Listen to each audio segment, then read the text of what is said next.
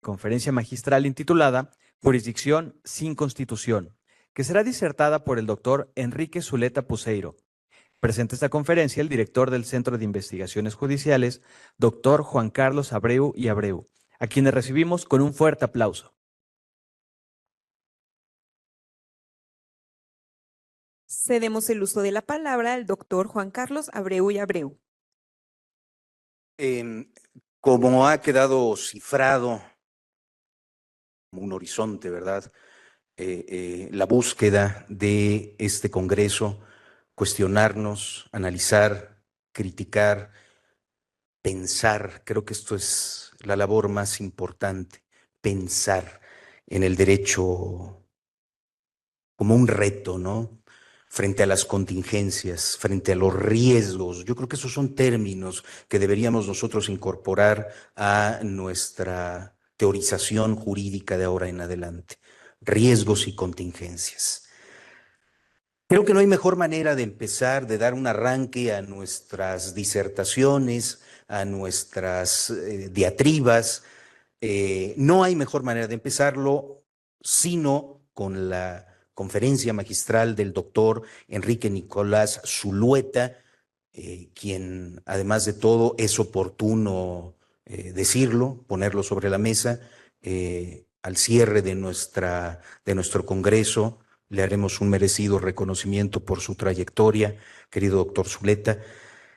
Él es profesor emérito de la Universidad de Buenos Aires, profesor titular de las cátedras de Teoría General del Derecho y de Sociología en la Facultad de Derecho de la Universidad de Buenos Aires, miembro de número de la Academia Nacional de Educación, académico de honor de la Real Academia de Legislación y Jurisprudencia de España, miembro de la American Law Institute del Instituto de Derecho Constitucional de la Academia Nacional de Derecho de Buenos Aires. Preside la consultora especializada en investigaciones sociales aplicadas OPSM, y es consultor en temas de modernización del Estado, políticas sociales, desarrollo territorial y reforma de la administración de justicia en el BNUD y en el Banco Mundial, así como en el Banco Interamericano de Desarrollo.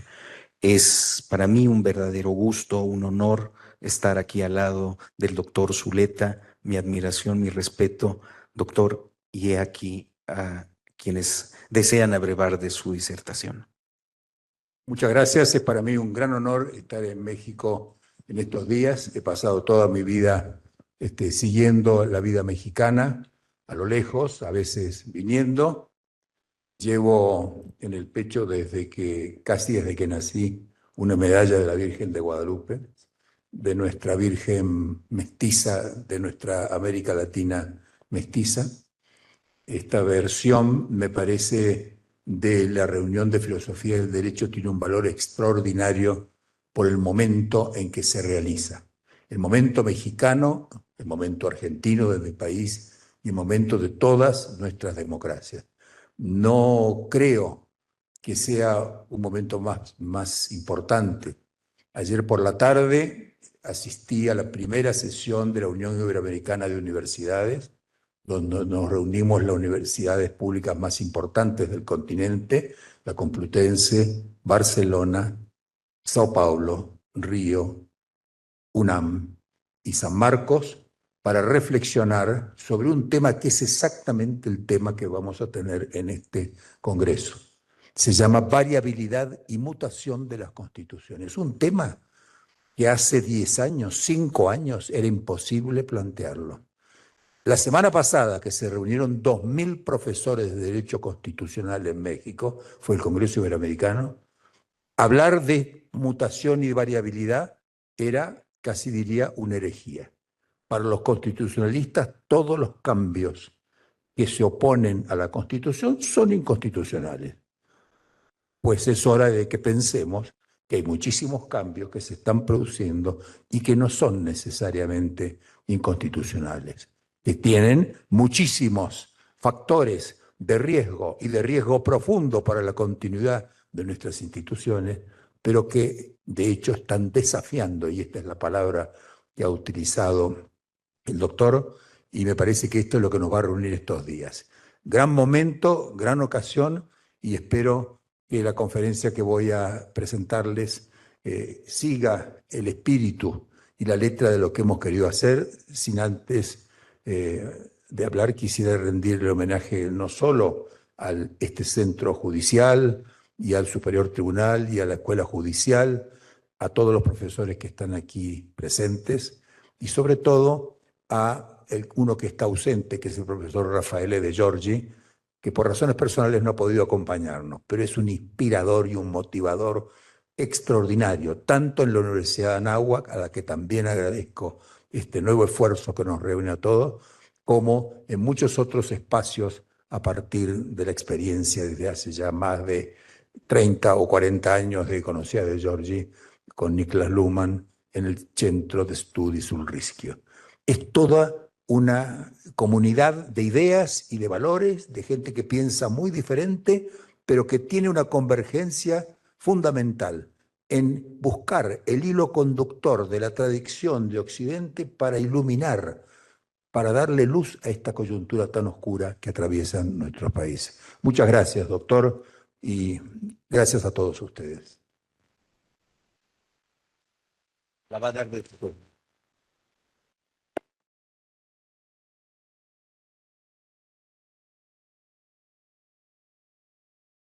Bueno, por imperio de las formas que hemos establecido, tengo un texto que voy a presentar y voy a tratar de exponer dentro del tiempo establecido, dejando un espacio en todo caso para algunas preguntas, si es posible, que nos ayuden a expandir lo que voy a tratar de formular.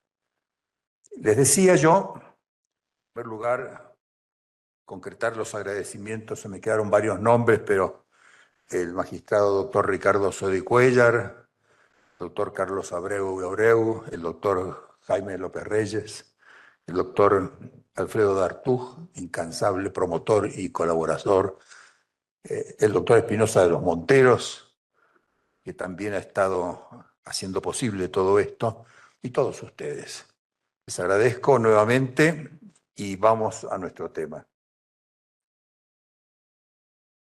Jurisdicción sin constitución. El derecho contemporáneo sufre una tensión esencial. Tensión esencial que, por un lado, tiene la necesidad de asegurar y garantizar la vigencia y la eficiencia de su sistema institucional, pero por el otro lado, sufre las presiones desbordantes propias de la dinámica social de las sociedades democráticas avanzadas. De un lado está el esquema de fuentes del derecho, los principios, las reglas, los procedimientos heredados de la gran tradición institucional del liberalismo republicano, que se inspiró en los valores y concreciones del constitucionalismo del siglo XIX, heredado en nuestros países de la tradición y el legado de la gran revolución atlántica, Estados Unidos, Francia fundamentalmente. Por un lado, insisto entonces, esa tradición, y por otro lado, esta revolución vertiginosa de expectativas crecientes que está desafiando los equilibrios cada vez más precarios del sistema de frenos y contrapesos y que está desbordando por conflictos que ni siquiera fueron imaginados por la tradición fundacional del constitucionalismo. El derecho y sus operadores centrales afrontan desafíos inéditos. Vamos a hacer una serie de conferencias y de debates sobre todo esto. Son desafíos propios de un estado de emergencia permanente. Desde hace por lo menos 40 años vivimos emergencias permanentes, institucionales, políticas, económicas, sociales, morales. Jurisdicción, constitución, sin constitución es el tema que nos convoca y que vamos a abordar, como les dije, desde perspectivas muy diversas, pero que creo deben ser complementarias. Tenemos que hacer un esfuerzo de convergencia. Es difícil la convergencia en las discusiones contemporáneas. Compromete este tema el futuro mismo de nuestras instituciones, el futuro de nuestros derechos y también de nuestros deberes, porque no hay derechos que no tengan deberes. Los derechos sin deberes son privilegios. Y esos derechos sin deberes, sin responsabilidades, terminarán volviéndose sobre el sistema, desafiándole y pidiéndole respuestas que el sistema difícilmente pueda formular, pueda implementar, pueda hacer posible. Es, diría con palabras orteguianas, el tema de nuestro tiempo. Tenemos que tratar de tematizar y sobre todo de hacernos cargo del proceso a través del cual instituciones inicialmente diseñadas para afirmar los derechos, para proteger las libertades contra el riesgo y los abusos del poder, vienen sufriendo una trágica tergiversación de su sentido originario y pasan a operar en los hechos como instrumento de nuevas formas de tiranía. El derecho y la jurisdicción dejan de ser instrumentos de una cultura del encuentro para convertirse en maquinarias de nuevas formas de guerra social, lawfare. Las tendencias negacionistas que tienen las democracias, como también las dictaduras, tratan de desarticular las instituciones, politizando la justicia, destruyendo su autonomía, sumándolas a la continuación de la guerra por otros medios. Hablamos de una nueva forma de tiranía, y no creo haber exagerado, que no es necesariamente antidemocrática, aunque los riesgos sean evidentes. Es la tiranía de minorías extremas que a través de un uso alternativo de las instituciones pasan a ocupar resortes centrales de las estructuras formales e informales del poder. No pretenden resolver mejor los muchos problemas que las repúblicas constitucionales tienen. Buscan más bien capitalizar el descontento, la insatisfacción de sectores que están en estado crítico. Es la sociedad que Daniel Innerarity, el filósofo español, ha llamado la sociedad de la indignación. Son ricos y son pobres. No es una revolución de abajo hacia arriba ni de arriba hacia abajo. En algunos países es de izquierda, en otros países es de derecha. Ricos y pobres dispuestos a cuestionar de un modo radical el orden establecido, a cuestionarlo desde la raíz, sin importar los costos, sin importar las consecuencias, y avanzar hacia un nuevo orden, que no está definido, porque no busquemos ideologías nuevas, no hay ideologías, no busquemos concepciones alternativas, son corrientes heterogéneas que atraviesan en horizontal a la sociedad. Serán ultraliberales, como dije, en países como el mío, ultraliberales de ultraderecha, y serán de izquierda en otros países de América Latina. No importa el signo político, poco importa porque es algo que no van a definir los líderes, lo van a definir los estrategas del caos, los nuevos estrategas de las redes sociales. La política está en este momento reformulada, redefinida a partir de las redes sociales. De lo que podemos estar seguros es que el ejercicio del poder va a ser el mismo. Será concentrado, despiadado, reactivo a cualquier tipo de acuerdos y orientado a todo lo que implique dinámicas del diálogo, de concertación social, de construcción o escenarios de paz. Buscará destruir esos escenarios. Considerará que son estrategias que postergan el cambio. Yo creo que estamos, e insisto en lo que dije hace un momento, frente a un tema tabú para los profesores de Derecho Constitucional. Cada vez que decíamos desde hace muchísimos años que hay cambios constitucionales y que la teoría constitucional tiene que asumir el cambio constitucional, había una defensa cerrada del constitucionalismo tradicional. Si el cambio no era un cambio amparado por la letra y el espíritu de la Constitución, era sencillamente un cambio inconstitucional. El problema es que las constituciones cambian. Pensemos, por ejemplo, en la Constitución de México. Y no me quiero meter en asuntos de otro país que admiro y quiero, como todos ustedes. Entre 1917 y la actualidad ha experimentado 756 reformas constitucionales, casi 800 reformas. Esto quiere decir, exagero, que en 106 años de vigencia reconoce un promedio de 7 cambios por año. Pero el problema son los cambios de los últimos 25 años, que son cambios que han estallado, han explotado y hoy están volviéndose sobre la propia Constitución. Es que hay muchas formas de variabilidad. Pensemos, por ejemplo, que en los 18 países de América Latina que pueden considerarse fundados en constituciones de la tradición constitucionalista, 18 países, 11 ya las han reformado y de modo profundo entre 1980 y la actualidad.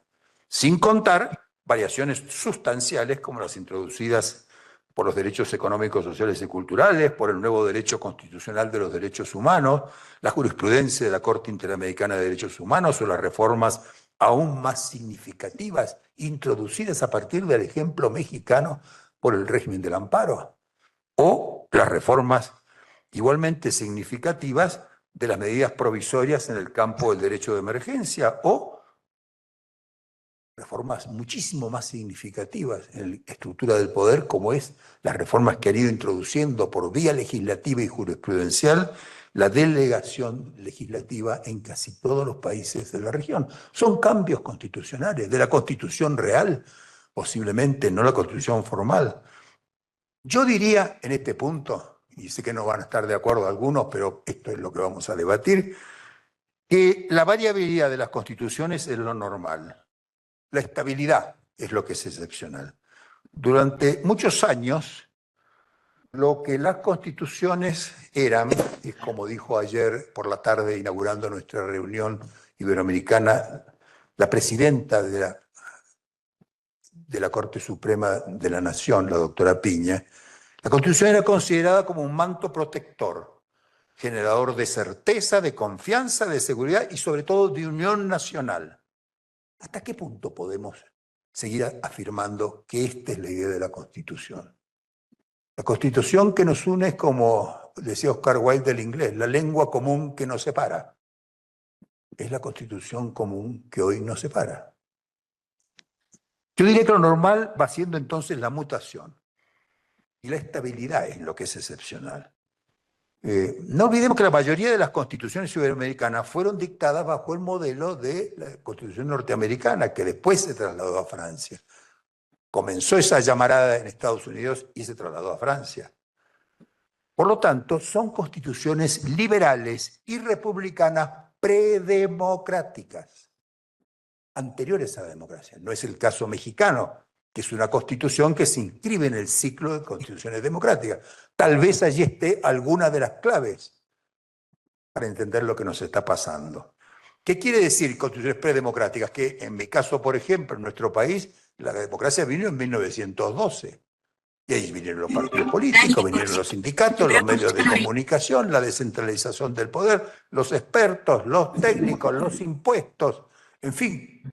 La vida democrática desafía a las instituciones republicanas y las instituciones republicanas tienen una dificultad cada vez más evidente para administrar la complejidad que le introduce la vida democrática.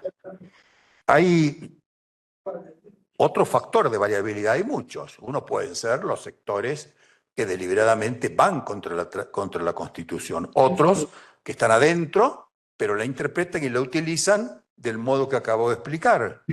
Otros, la utilización abusiva de las normas constitucionales. En casi todos los parlamentos de América Latina, fragmentados, polarizados, hay un uso abusivo de las normas constitucionales, por ejemplo, del quórum, que impide que las constituciones articulen mayorías calificadas para resolver casi todas las cuestiones que las requieren. Por ejemplo, reformas tributarias o reformas electorales, o reformas muy complejas como es las que giran alrededor de la designación de jueces y magistrados.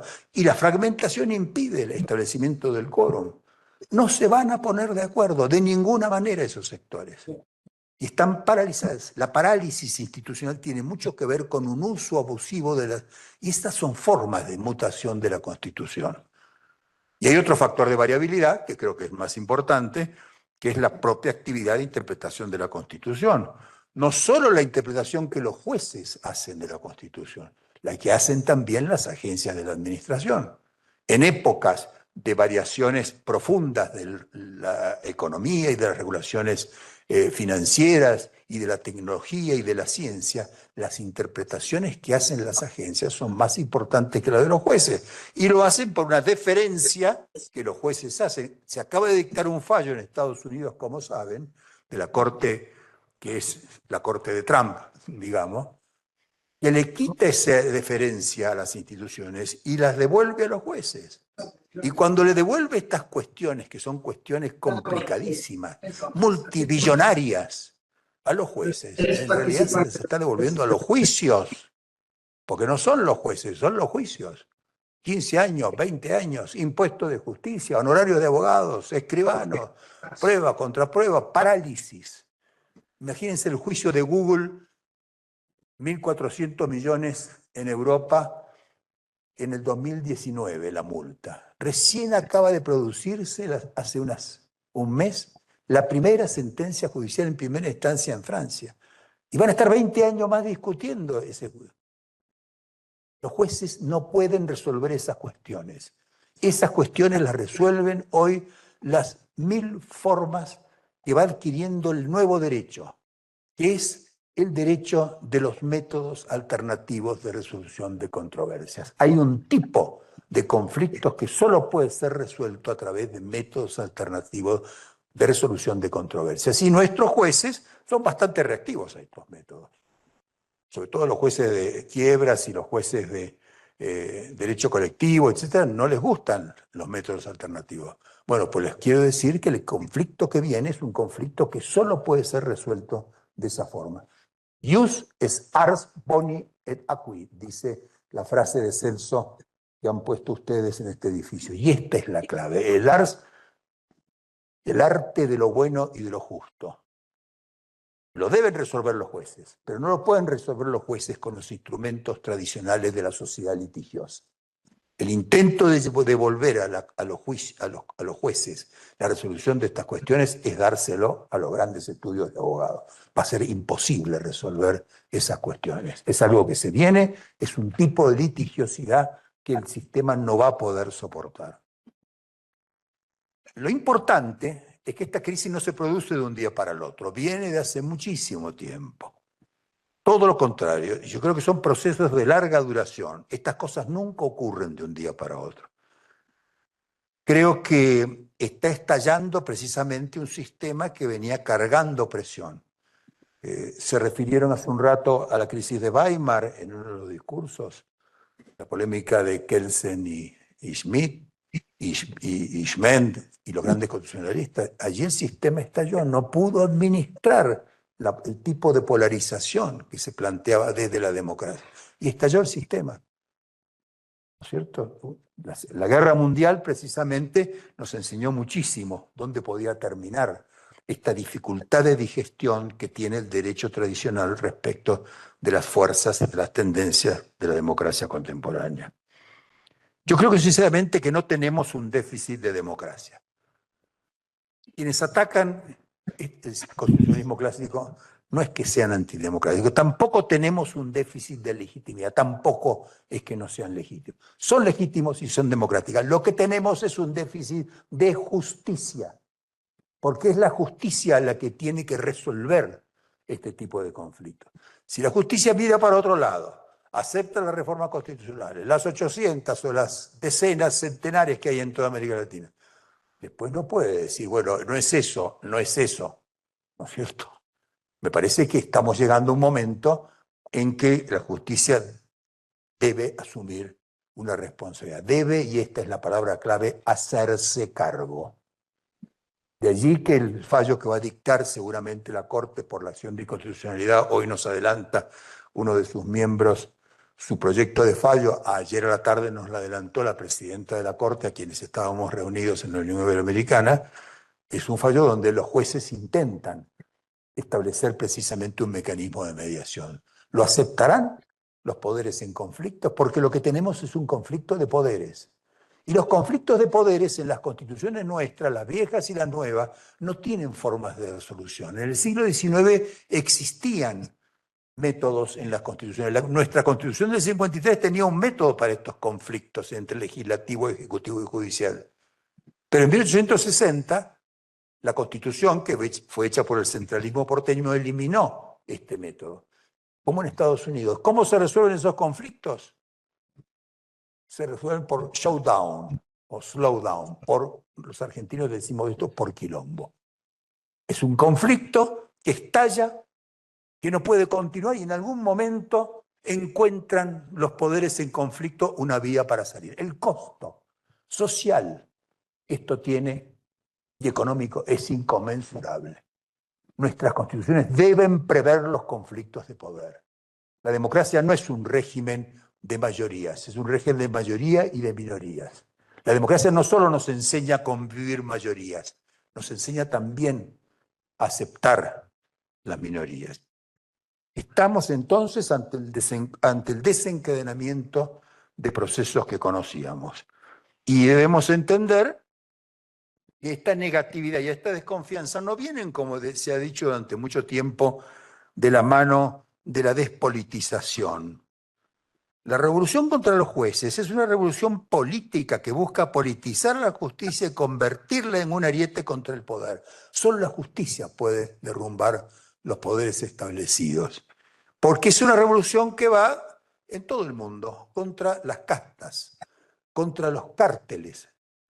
Por eso los medios de comunicación, por eso los partidos políticos, por eso los sindicatos, por eso las academias y por eso los jueces.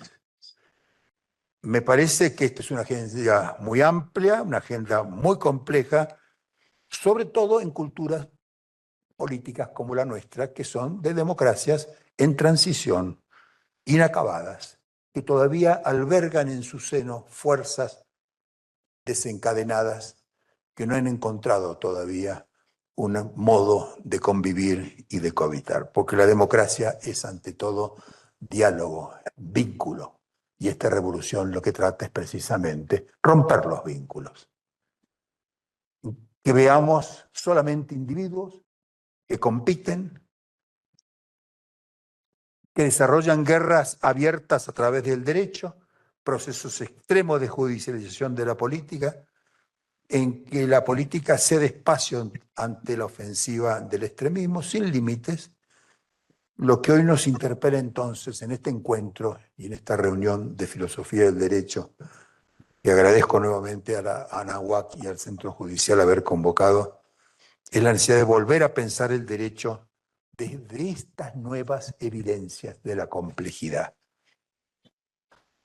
Las democracias actuales viven un proceso de auténtica mutación institucional. La vigencia de las notas propias del Estado de Derecho no pueden ser dadas ya por supuestas. Atraviesan situaciones de emergencia, cuestionamientos casi constantes. El supuesto, la noción de la sociedad que hubo en el siglo XIX no es la misma que tenemos hoy. El pueblo, el we the people de los norteamericanos, no es el we the people de Donald Trump, es otro pueblo. Son sociedades híbridas, son sociedades complejas, son sociedades inevitablemente conflictivas. Y el constitucionalismo no quiere decir que haya muerto, generó todas las democracias que hoy hay en el mundo. Yo no creo que haya entrado en un crepúsculo. Desafió el constitucionalismo la sociedad de masas, desafió las guerras, sobrevivió a las catástrofes bélicas, a las cortinas de hierro de la Guerra Fría. A partir de los años 70, el constitucionalismo clásico incluso generó las 4 olas de democratización en todo el mundo, no solo en América Latina. Creo que estas olas diversas fueron erosionando algunos instrumentos de la teoría democrática y de la práctica democrática. La representación política, la participación política y la movilización política. Me parece que esto se manifiesta bajo nuevas formas de liderazgo, la multiplicación de nuevos escenarios de conflictos, controversias muy profundas, controversias que solo se resuelven por showdown, como dicen, por un duelo final en el cual gana no se sabe quién, y no está en manos de la sociedad resolver esto, sí de los jueces. Son los únicos, la justicia es la única institución que puede hacerse cargo de esto. De allí que si miramos, por ejemplo, la experiencia más europea de construcción de la comunidad, vemos cómo opera el derecho como factor de construcción de escenarios de paz. La alta justicia, como dicen los italianos, es precisamente la justicia de los métodos alternativos de resolución de controversia. Es que el derecho va cambiando sus funciones tradicionales. Ya no es solo un instrumento de control social, es un derecho que recupera alguna de sus funciones clásicas, las que nos recordó el doctor Abreu. Perdón, el presidente Cuellar, que son las funciones de cooperación social, instrumento de concertación, instrumento de construcción de consensos y de certificación de esos consensos. Esa fue la tradición del derecho común, que se rompió en el constitucionalismo, se rompió en la codificación y que posiblemente tenemos los juristas que rescatar en su sentido actual, toda vez que el constitucionalismo ve erosionadas sus bases sociales e ideológicas de sustentación. A mí me parece que en el texto que yo les he traído, que es un texto bastante grande, tiene como 50 páginas y va a estar editada en el tomo de esto, desarrollo muy detalladamente alternativas, posiciones, bibliografías que les van a ayudar a ustedes después posiblemente a darle algún sentido a lo que hoy solo puedo proponer en estos minutos. La evidencia incontrastable es que las repúblicas liberales encuentran en el choque con la crisis de expectativas de las democracias, encuentran ese déficit de complejidad, es decir, sus limitaciones para comprender y para operar el tipo de problemas que hoy deben resolver. Yo creo que lo que vivimos es una revolución desde la demanda. Las revoluciones siempre fueron desde la oferta. La ideología, la utopía, el líder, la plataforma, el programa, el partido, el movimiento, se dirigían a la sociedad elegía, votaba y ese era el círculo. Bueno, ha cambiado. La revolución viene de abajo y hacia arriba, viene de la demanda, no supply side, demand side. Y nuestros instrumentos y nuestros jueces no están preparados, no estamos preparados tampoco los profesores, ni está preparado el ciudadano común para esta revolución de la demanda, que implica una sensibilidad, una capacidad de escuchar, una capacidad de interpretar, una empatía, es decir, capacidad para ponerlos en el lugar del otro y encontrar en ese encuentro la clave para que el jus ars sea un ars boni et aequi. Esto se ve magnificado en una época de revolución digital con las nuevas tecnologías, la sociedad de red, la sociedad horizontal, sin jerarquías, todo está cuestionado, donde la calidad de un gobierno se define por su eficiencia para tomar decisiones, siempre bajo condiciones de riesgo, como dijo el doctor, y de contingencia desaforada, yo diría desatada. Sociedades que al mismo tiempo son cada vez más inclusivas y son abiertas al reconocimiento y a la institucionalización de nuevos derechos y de nuevos instrumentos de legitimación activa. O sea que están sometidas a una escalada creciente de expectativas. Es natural, entonces, que a veces la sociedad deslegitime este tipo de presiones, diciendo, ese animal que viene no existe, es inconstitucional. Y ese animal es un rinoceronte que viene a 200 kilómetros por hora y que nos va a atropellar y que nos va a pisar. Negamos la existencia de ese rinoceronte, uso la imagen de Ionesco. Y los rinocerontes existen. Los rinocerontes matan más gente que los leones y que los tigres. Son los animales más asesinos que hay sobre la tierra. No sé por qué mis hijos y nietos viven en el África. Así que la verdad de las cosas es que no podemos decir ese animal no existe. Tenemos que hacernos cargo, tipificarlo, hacernos cargo cuál es la lógica y dar la respuesta. Me parece que esta es la idea de gobernanza. Al Estado que interviene, que promueva, que estimula, que premia, que castiga, que construye, sucede un Estado que regula, que reequilibra, que reconoce, que empodera, que protege, que posibilita, que fija límites, que suministra sugerencias, contenidos, direccionalidades, limita la excepcionalidad de los presidentes, de los congresos y de los jueces. El problema básico es que la sociedad tiene esta fragmentación creciente y los fenómenos de diferenciación social se aceleran, dificultando los procesos de percepción y gestión del interés colectivo. surge, sobre todo en Estados Unidos hoy, una demanda de una jurisprudencia, de un derecho constitucional del bien común. Es muy difícil que ese derecho, que no tiene una metafísica que lo soporte, pueda realmente dar respuesta.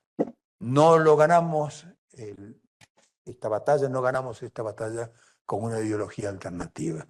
La ganamos haciéndonos cargo de esta nueva dimensión, porque es una sociedad cada vez más contagiosa, más litigiosa, es el modelo de la sociedad norteamericana. De allí que el avance sobre el Poder Judicial de las cuestiones políticas y la expansión de la justiciabilidad de todos los conflictos. Yo creo que esto está de alguna manera politizando también la justicia y quitándole a la justicia esa capacidad arbitral que le dio este papel de construcción de consensos y de instrumento de cooperación social. A estas alturas, y aquí voy terminando, el problema fundamental de nuestra teoría y nuestra práctica jurídica es una teoría de la jurisdicción más firme, más sólida, más acorde con la mejora de sus capacidades para convertir la información en saber y sobre todo para administrar las consecuencias, y esta es la ecología del no saber, que cuanto más conocemos, menos conocemos. Cuanto más sabemos, menos sabemos. Y esto desafía a la jurisdicción a abrirse hacia horizontes de interdisciplinariedad que no tiene. ¿Cómo van a poder los jueces resolver y cancelando la deferencia, como ordena la Corte norteamericana en su reciente fallo sobre estos temas, cómo van a poder los jueces, desde su ignorancia absoluta en materia de tecnología y de sociedad digital, resolver cuestiones que no tienen que ver con conflictos entre la tecnología y los derechos fundamentales, que esos podrían ser fácilmente solubles? Son conflictos contractuales y regulatorios que no tienen nada que ver con los derechos de la gente, pero son conflictos billonarios que van a enfrentar y que van a hacer que estos nuevos unicornios emigren de Estados Unidos por no poder soportar la conflictividad, tampoco vayan a Europa porque no pueden soportar la regulación y vengan a América Latina tratando de construir sociedades arbitrarias, paraísos fiscales, sin fronteras, sin impuestos, sin límites, donde todo vale. Ese es el riesgo que tenemos hoy. Por eso estos nuevos autoritarismos no tienen problemas con los ricos ni con el alto capitalismo.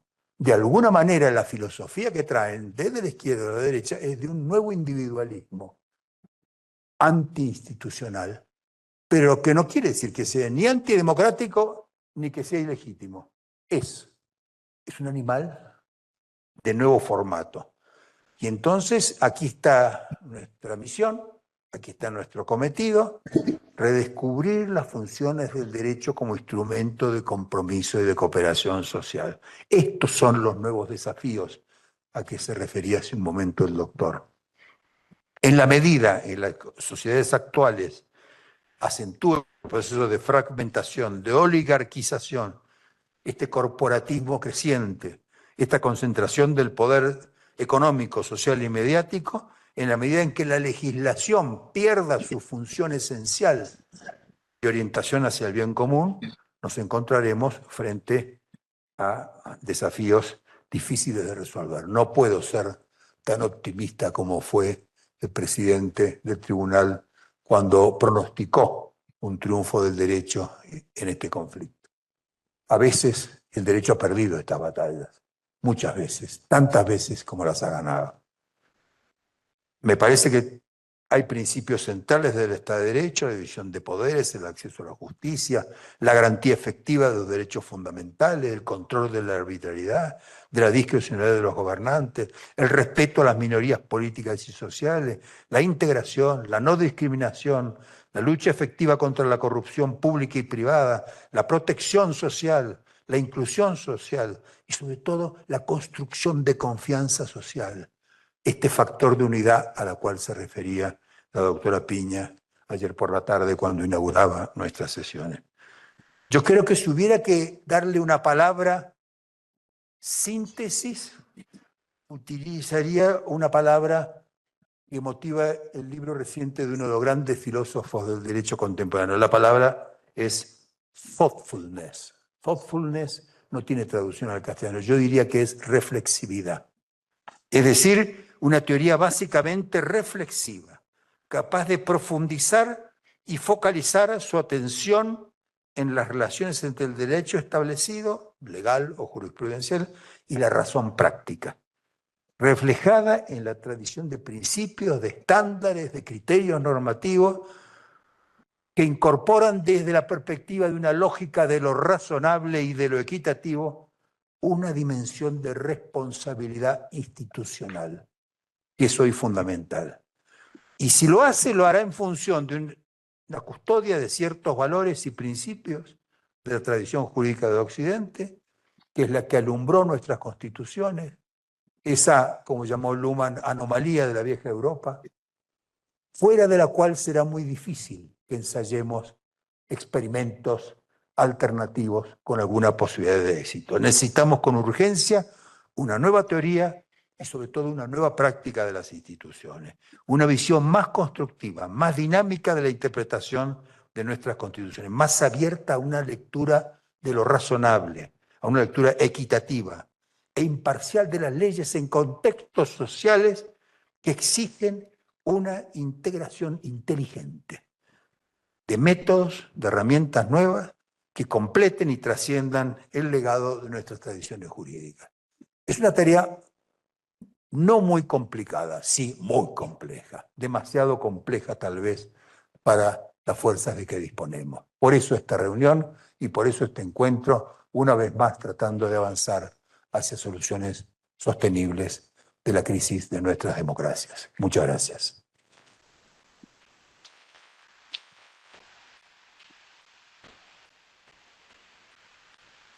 Creo que hay un momento para preguntas.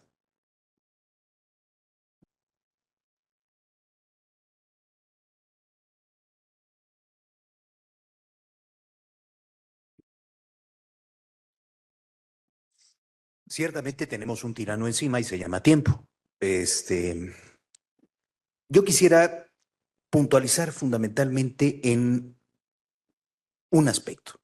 El derecho se nos presenta ahora como una paradoja, aquella aporía, aquella ficción que nos habían inculcado fundamentalmente a partir de los grandes cambios democráticos, la tercera ola en la década de los 80, los derechos humanos, hoy se presentan como una paradoja, no como certidumbre jurídica, como una paradoja. Por un lado, abiertos, todos hablamos, todos concurrimos, las diversidades, las pluralidades, todos participamos, todos elegimos. Sin embargo, la acción política cada vez es más restrictiva, asfixia los derechos civiles, limita y reprime. Frente a esta paradoja, tenemos que repensar sobre la metafísica del bien común, romper con ese hiperindividualismo al que peligrosamente nos acercamos para construir masas de personas desalentadas, desalmadas, amargadas. Ese es el nuevo capital político. Ciertamente no hay revoluciones que emancipen, no vienen desde abajo. Es la utilización de ese sentimiento violento y transgresivo. Una pregunta. Por favor, una pregunta. ¿Quién se anima?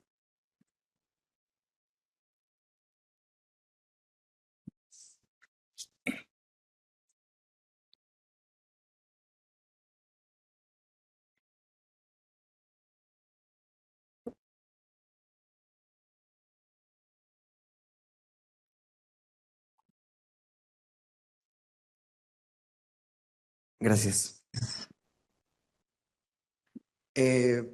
Bueno, hablando más que nada del tema de vulnerabilidad y la estabilidad, en este caso mencionaban vulnerabilidad y estabilidad. Mencionaban en un momento que justamente el tema, perdón, de variabilidad, en este caso es fundamental hasta cierto punto en el tema constitucional y realmente tocando desde un punto sociológico, la sociedad está imbuida en cambios y realmente eso se ve reflejado tanto en las leyes como directamente en la sociedad misma.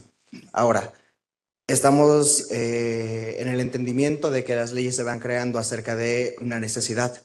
Las personas van hasta cierto punto queriendo mejorar la calidad o estabilidad tanto de la nación, tanto de la Constitución, como de uno mismo. Por lo tanto, hasta cierto punto cree que el mismo cambio que está relacionado con las personas está relacionado directamente en la Constitución. Es decir, vamos evolucionando conforme la Constitución o la Constitución nos evoluciona como profesionales. Hay un dato muy interesante. En el año 1990, el Banco Mundial dedicó su World Report, su informe anual, a la pobreza. Muchos años después, hará unos 7, 8 años, volvió a dedicarle su reporte a la pobreza. Entonces dijo, en todos estos años hemos librado una guerra sin cuartel contra la pobreza. La hemos estudiado de todos los puntos de vista. Hemos puesto en marcha todos los mecanismos que tiene la economía y la sociedad contemporánea para resolver los problemas de la pobreza. Ha sido una guerra total que hemos perdido. Hemos perdido. Es decir, hemos hecho 800 reformas, caso mexicano, de derechos, ni que hablar otros países. Algunos han reformado las constituciones, sobre todo el constitucionalismo latinoamericano. ¿Eso mejoró la situación de la gente que está en situaciones de vulnerabilidad? ¿Mejoró nuestros registros de pobreza? ¿Mejoró nuestra marginación? Para nada. ¿Qué es lo que no funcionó? El mismo Banco Mundial, en 2018, más o menos un poco antes de la pandemia, hizo un extraordinario informe, precisamente diciendo, hemos dedicado desde hace 25, 30 años a estudiar todos los problemas de la economía contemporánea, los bancos, los mercados, las regulaciones, los precios, las finanzas, etc. Y esto no funciona. Acababa de haber la crisis de subprime y todas sus consecuencias. Y esto no funcionó. ¿No será el momento que nos dediquemos al derecho? Y publicaron un tomo muy importante que se llama precisamente, que está dedicado al derecho. ¿Y qué pasaba? Entre los últimos 25 o 30 años, casi todos los premios Nobel de economía, salvo alguna excepción, todos han tenido una preocupación sustancial sobre el problema del derecho y las instituciones. Desde los ultraliberales, como el premio Nobel de Hayek o el de Friedman, ¿no es cierto?, hasta el premio Nobel de este año, que es el premio de Acemoglu y de Robinson. Todos, el teorema de Coase, cualquier premio que vean Nobel tiene una parte de la obra dedicada a las instituciones, para sostener posiciones libertarias, como el caso de Phelps, por ejemplo, o para sostener posiciones socialistas. Ahora, ¿qué pasaba? No lograban los economistas operacionalizar con sus técnicas la problemática del derecho, que es la que estamos hablando. Es un avance de la ciencia social y de la economía que ha podido hacerse cargo del derecho, pero ha sido asimétrico. Los juristas no hemos tenido la misma capacidad para hacernos cargo de las otras disciplinas. Y tal vez la posibilidad de los juristas sea la más importante, porque evidentemente estas cuestiones, la única instancia que puede resolver esto es el derecho. Si usted le pregunta, bueno, ¿qué hacemos con esta crisis de poderes que hay en México hoy, que hay en todos los países? ¿Qué hacemos? ¿Cómo se va a resolver? ¿Quién va a bajar la guardia? ¿Quién va a dar, el primer paso hacia un acuerdo? No lo va a dar nadie, solo el derecho puede avanzar. Se lo vamos a preguntar a los psicólogos, a los economistas, a los historiadores, a los lingüistas. ¿A quién le vamos a preguntar? Solo los juristas tienen una técnica y un instrumental capaz de resolver estas cuestiones. En el año 1000 y pico, cuando asolaban los bárbaros Europa y había desaparecido la cultura, hubo un emperador que llamó a 20 juristas que en todo el mundo conocido estaban trabajando sobre el derecho y les encomendó una compilación, el Corpus Juris Civilis. Esa compilación, que se llamó hasta el siglo XIX el libro, tenía las constituciones de la época, tenía los casos, tenía las técnicas, tenía los argumentos, tenía los procedimientos que rigieron hasta que llegó el constitucionalismo y la codificación, donde la razón ilustrada generó una especie de instrumento. Ese instrumento es el que hoy tiene serias dificultades para asumir esta nueva complejidad, que es muy parecida a la del año 1000, es muy parecida. Por eso vamos y venimos. Y lo importante es saber que esto no es una flecha en el tiempo que va no sabemos hacia dónde y que hay que romper todo sin saber qué es lo que viene. Esto tiene respuesta. El derecho puede lo que no tienen otras disciplinas que nacieron todas en el siglo XIX del positivismo. El derecho tiene la capacidad para volver sobre su tradición, para volver sobre sus instrumentos, para revisarlos, para sustituirlos. Pero eso requiere una actitud muy vigilante y muchísimo coraje. Porque si los juristas, en este caso los jueces, miran pasar estas cosas, vienen todas los arsenales de declaraciones y de derechos, las cartas a los Reyes Magos, bueno, al final los chicos están bastante descontentos con los Reyes Magos, no están contentos. Entonces no quiero Reyes Magos, no quiero, señor juez, que me proteja, quiero que usted se vaya. Bertolt Brecht, en una obra estupenda que se llama El Círculo de Tiza Caucasiano, Brecht escribió mucho sobre los juristas.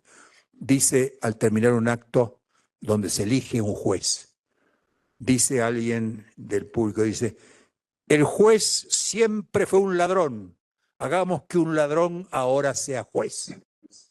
Y ahí empieza otro acto del círculo. O sea, has preparado, has sustituido, has cultivado, has protegido, te estoy protegiendo, no quiero que me proteja, quiero que se vaya. ¿Qué hacemos? Porque hay un conflicto de legitimidades. Y eso no lo resuelve nadie, no lo resuelven los votos ni tampoco lo resuelve la razonabilidad y la lógica de los jueces. Son conflictos que se resuelven por showdown, como dicen los americanos, por conflicto, por quilombo. Algunos es como esos coches que van corriendo a chocar, a ver quién es el primero que se acobarda y se corre, ¿no es cierto? ¿Cómo se llama ese juego? Eso es lo que estamos viviendo. No sé si ayuda eso a la pregunta.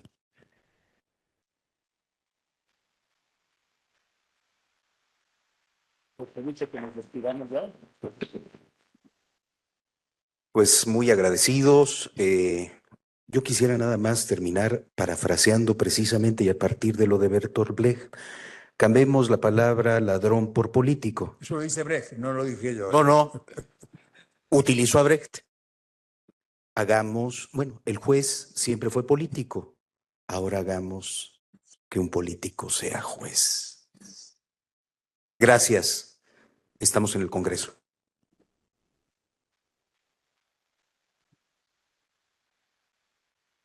Agradecemos la brillante participación de nuestro conferencista. A continuación, el doctor Juan Carlos Abreu y Abreu hace entrega de un merecido reconocimiento al doctor Enrique Zuleta Puceiro por su destacada disertación.